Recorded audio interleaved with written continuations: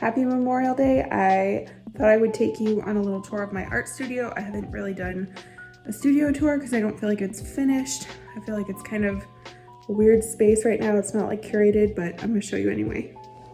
So basically this is my space. It's in my basement and it used to be a carpentry workshop.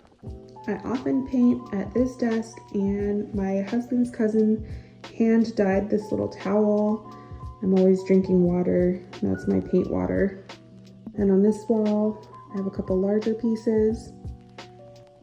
These are canvases. These are some works in progress. And then on the wall, I have some more finished pieces. In the slider, I have random things like these, which might be part of a studio sale someday. I keep a little notepad so that I can take notes while I'm working on a collection about my thoughts and any inspiration that I'm having. And in the drawers, sometimes I keep paintbrushes in here, but I've taken most of them out right now. They're either in use or in the sink. Some frames, some markers, charcoal, and a palette.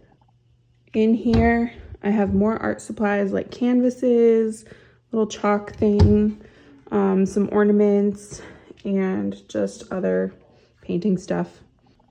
In these upper cabinets, I keep some paint, not a lot of it.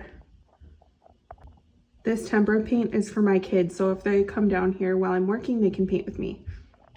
This drawer has some art prints. This drawer has some packing supplies.